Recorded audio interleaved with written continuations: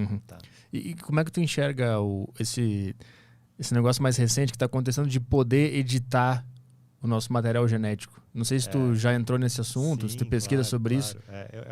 É uma área que é muito, muito interessante, né, cara? E abre caminho para uma revolução mesmo, né? Eu acho que assim, a gente, na verdade, hoje, a gente ainda nem está compreendendo totalmente o DNA. Então, aí no teste da Genera, né, Arthur, você vai descobrir bastante coisas, muitas análises, mas o que a ciência já sabe sobre a genética humana é um pouquinho do que tudo que pode ser descoberto. Então, assim, a edição ela vai vir muito para corrigir muito do que a gente sabe, né? Então, já tem hoje, por exemplo, em estudo clínico, né, em teste em pessoas, o uso dessas ferramentas de edição gênica, por exemplo, CRISPR, né, que é a que mais é comentada, e várias derivações do CRISPR, mas para corrigir, por exemplo, uma doença genética na visão de um paciente. Isso já está sendo testado. Só que teve o caso, né, daquele pesquisador chinês que talvez quis dar um passo um pouco maior que a perna e ele já editou 2 embriões, né, que geraram 2 meninas, supostamente na China. E isso acho que é uma coisa ainda complexa, né? Foi um passo muito rápido com o uso de uma tecnologia que ainda não estava tão embasada para ser usado principalmente no embrião, né? Qual foi Ele fugiu, né? Ele sumiu, esse cara, né? Na China, de vez em quando, se a pessoa não faz uma coisa muito certa, às vezes ela dá uma sumida, Ele né? somem mídia, com pelo ele. menos, né? E assim, basicamente ele fez isso, né? Apresentou num congresso e ele deu uma sumida, pelo menos, da mídia. Ninguém sabe muito, né? Felizmente, guardaram a identificação das crianças, né?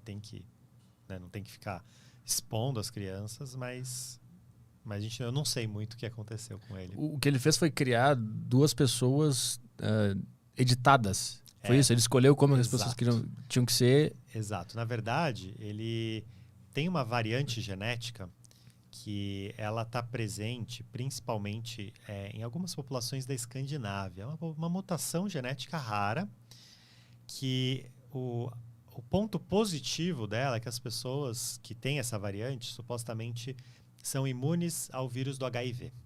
Elas não pegam inclusive HIV. Vem uma convidada aqui que ela é imune ao HIV. É mesmo? Aqui no Olha. Brasil. A Priscila Camin. Ela vem aqui. Entendi. Ela tem uma história de vida muito doida e uma das coisas que ela tem na vida dela era imune ao HIV. O marido dela morreu de HIV, ela estava grávida dele e os caras não entendiam porque ela não tinha. E aí descobriram que ela é imune também. É muito interessante, assim, porque assim como a gente vê no Covid, tem pessoas que são mais propensas a desenvolver do que outras, né?